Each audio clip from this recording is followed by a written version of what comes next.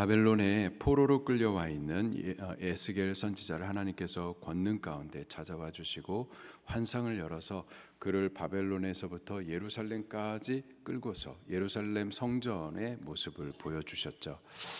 영적으로 그 제사장들이 성전을 등지고 동쪽을 향하여서 태양신을 숭배하는 그런 모습을 또 보게 해주시고, 또 다른 25명의 정치 지도자들, 백성의 고관들, 그들이 또 마음에 악의를 품고서는 악한 꾀를 꾀하는 모습도 보여주셨습니다. 영적 지도자들, 또 정치 지도자들 모두가 하나님 앞에 타락되어 있는 모습을 보여주셨어요. 또 12장에서는 백성들은 어떤가? 백성들은 반역한 족속이다. 그들은 눈이 있어도 보지 못하고 또 귀가 있어도 듣지 못한다. 그래서 너 퍼포먼스를 통해서 저들이 이 죄로 인하여서 끌려가는 모습들을 그렇게 보게 해줘라. 그렇게 하나님께서 말씀해 주셨습니다. 이 백성이 왜 보지 못하고 왜 듣지 못하는가?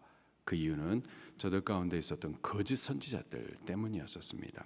오늘 본문 말씀은요, 거짓말로 거짓된 예언을 하는 이 거짓 선지자들, 그들에 대한 심판을 선언을 해주고 있습니다. 1절과 2절 말씀을 같이 봉독하겠습니다. 시작.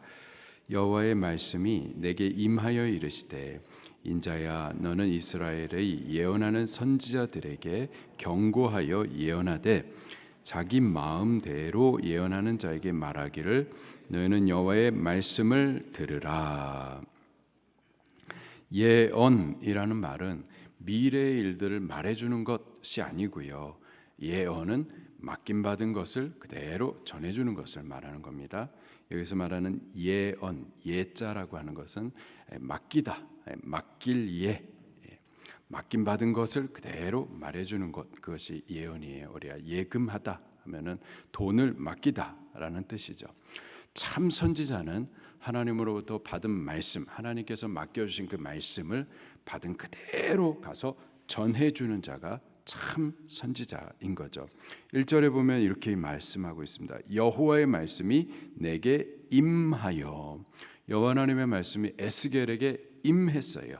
여호와 하나님께서 당신의 말씀을 에스겔에게 맡겨주셨습니다. 맡겨주시면서 하시는 말씀이, 인자야 너는 이스라엘 예언하는 선지자들에게 경고하여 예언하라. 하나님 말씀 맡김 받은 그대로 가서 너 전해줘라. 누구에게 전해주는가 보니까는 예언하는 선지자들, 거짓 선지자들을 말하는 겁니다. 그들은 어떤 자들인가 보니 자기 마음대로 예언하는 자라고 말하고 있어요. 하나님 앞에 말씀을 맡김받은 그대로 가서 전하는 자가 아니라 자기 마음대로 예언한다 말하고 있습니다. 영어 표현을 보니까 their own imagination, 자기의 상상대로, 자기 생각대로, 내 생각은 하면서 자기 생각대로 그렇게 그것을 말하는 자, 그들이 거짓 선지자들이었었던 거죠. 2절 말씀을 보니까는 자기 심령을 따라 예언하는 어리석은 선지자, 자기 심령을 따라, 영어 표현을 보니까는 their own spirit, 그들의 감동을 따라. 우리가 하나님으로부터 오는 감동들이 있습니다. 근데 그거 말고 내 감동, 하나님의 감동이 아니라 내 감동, 자기의 감동이라고 하면서 그것을 따라서 예언하는 그 선지자들, 그들에게 가서 말하라라는 거죠. 저들이 하나님의 말씀이라고 하면서 자기 마음대로 또 자기 심령을 따라 예언을 했었는데, 그 부분에 대해서 6절에 하나님이 이렇게 말씀하십니다. 여호와께서 말씀하셨다라고 하는 자들이 허탄한 것과 거짓된 점괘를 보며, 여호와께서 말씀하셨다라고 하는데 자기 마음대로 자기 심령을 따라 예언하는 그들의 말에 대해서 하나님은 허탄한 것 그리고 거짓된 점괘라고 말씀을 하세요. 그리고 6절 마지막에 그들은 여호와가 보낸 자가 아니라, 여호와 하나님께서 그들을 보내시지 아니하셨다 분명히 말씀하세요. 7절에도 보니까 너희가 말하기를 여호와의 말씀이라 하여도 내가 말한 것이 아닌즉, 여호와 하나님께서는 그들에게 말씀하시지 않으셨어요. 그들에게 말씀을 맡기지 않으셨었습니다. 그런데도 불구하고 저들이 이거 여호와 하나님의 말씀이다 하면서 거짓말을 그렇게 전하는 거예요. 왜 그랬을까요? 백성이 불안하기 때문에 그랬었습니다. 불안하니까 불안한 가운데 평안의 메시지를 듣고 싶었었던 겁니다. 하나님을 떠난 하나님의 말씀을 버린 백성은 평안이 없습니다. 어떻게 해야 될까요? 평안은 하나님으로부터 오는 거거든요. 은혜와 평강은 하나님으로부터 오는데 하나님을 떠났기 때문에 하나님의 말씀을 벗어났기 때문에 평안이 없는 거예요. 어떻게 될까요? 다시 여호와 하나님 앞으로 오셔야만 하는 거예요. 말씀 앞으로 돌아와야만 하는 겁니다. 회개해야만 하는 거예요. 근데 회개하기는 싫고 하나님 앞에 가기 싫고 말씀대로 살기 싫고 그런데 평안은 얻기를 원하는 거예요. 바로 그러한 거짓된 정욕을 따른 요구를 여기 거짓 선지자들이 따라서 하나님 앞에 가지도 않는데 말씀을 따라 살지도 않는데 범죄하는 그들을 향하여서 거짓된 말로 평안을 말해 주었었던 거죠. 10절 말씀을 같이 보겠습니다. 10절 시작. 이렇게 칠 것은 그들이 내 백성을 유혹하여 평강이 없으나 평강이 있다 함이라. 어떤 사람이 담을 쌓을 때에 그들이 회치를 하는도다. 아멘. 평강이 없어요. 백성들 가운데 하나님을 떠난 백성, 말씀을 떠난 백성은 평강이 있을 수가 없습니다. 그런데 평강을 원해요. 바로 그들에게 범죄하는데도 불구하고 괜찮다. 하나님을 떠나 있는데 말씀을 벗어나 사는데 괜찮다. 분명히 죄에 대한 하나님의 심판이 있음을 말해줘야 되는데 너 그렇게 살다가 하나님 혼난다. 빨리 회개하여 돌아와야 된다. 선지자는 하나님의 말씀으로 이렇게 그들의 죄를 드러내놓고 또 말씀을 따라 돌아오도록 권면해 줘야 되는데 평강이 없는 그들에게 괜찮다. 평강할 거야. 이렇게 거짓된 말을 전해 주었었던 거죠. 또 10절 마지막에 보니까 어떤 사람이 담을 쌓을 때 그들이 회치를 하는도다. 어떤 사람, 여기 단수형으로 써 있는데 이스라엘, 유다 나라를 말하는 겁니다. 유다 나라 전체 백성들을 말하는 거예요. 그들이 담을 쌓습니다. 우리가 담을 쌓고자 하면은 성벽을 쌓고자 하면은 집을 세우고자 하면은 먼저 기초를 좀 파고 또 철골로 이제 튼튼하게 좀 박아놓고 그다음에 그 위에다가 콘크리트를 갖다가 부어가지고 아주 견고하게 만들어야 되잖아요. 견고하게 만들어야 이 원수 나라가 공격할 때에 성벽이 튼튼해가지고 우리를 보호해줄 수가 있는 거고 무너지지 않도록 집이 세워질 수가 있는 거고 그런데 든든하게 제대로 담을 쌓지 않고 그냥 허접한 판자떼기 하나로 그걸로 그냥 담을 쌓으려고 하는 거예요. 판자떼기 하나로 세워다 놓고서는 원수 나라가 공격할 것을 보호해 줄 것을 그렇게 판자떼기로 세워놓은 거죠. 이렇게 판자떼기로 세워놓는 이스라엘 백성들 그들에 대해서 그 판자떼기 위에다가 회치를 해놓은 거예요.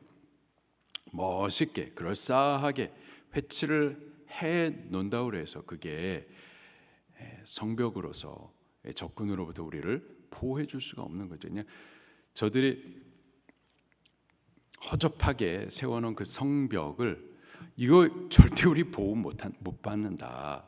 원수가 공격할 때 우리 무너진다, 망한다, 우리 집 무너진다 분명히 전해줘야 되는데 그냥 그렇게 허접하게 만들어놓은 담에다가 회치를 하면서 괜찮다, 보호받을 수 있을 거야 이렇게 말했었던 자들이 바로 거짓 선지자들이었었던 거죠.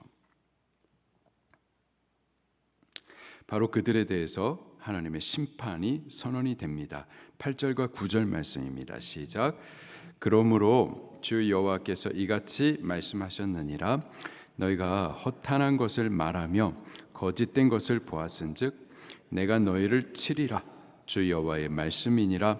그 선지자들이 허탄한 묵시를 보며 거짓 것을 점쳤으니 내 손이 그들을 쳐서 내 백성의 공회에 들어오지 못하게 하며 이스라엘 족속의 호적에도 기록되지 못하게 하며 이스라엘 땅에도 들어가지 못하게 하리니 너희가 나를 여호와인 줄 알리라. 이런 거짓된 예언하던 거짓 선지자들, 그들에 대해서 무서운 하나님의 심판이 선언이 되고 있습니다. 또 17절부터 23절 말씀에도 보게 되면은 이번에는 거짓 예언을 하는 여자들에 대해서 경고를 해주고 있어요. 17절 말씀입니다. 시작. 너 인자야, 너의 백성 중 자기 마음대로 예언하는 여자들에게 경고하며 예언하여. 거짓 선지자들 가운데 거짓된 예언을 하던 여자들이 특별히 좀 많이 있었던 것 같습니다. 그들에 대해서 경고하며 또 예언하라. 18절 말씀입니다. 시작. 이르기를 주 여호와의 말씀에 사람의 영혼을 사냥하려고 손목마다 부적을 꿰어매고 키가 큰 자나 작은 자의 머리를 위하여 수건을 만드는 여자들에게 화 있을진저 너희가 어찌하여 내 백성의 영혼은 사냥하면서도 자기를 위하여 영혼을 살리려 하느냐. 이 거짓 선지자들, 거짓말로 예언하는 여자들, 그들에 대해서 하나님 표현하시는 말씀이 영혼의 사냥꾼이라고 말하고 있습니다. 영혼의 사냥꾼, 사냥꾼에게 반드시 이제 희생되는 사냥감이 있을 겁니다. 희생되고 반드시 죽는 사냥감이 있을 거예요. 이스라엘 백성들을 말하는 거고요. 또 사냥꾼이라고 하면은 찾아가 가지고 잡아 죽이는 자를 말하죠. 영혼을 찾아가 가지고 거짓된 예언을 하여서 죽이는 자.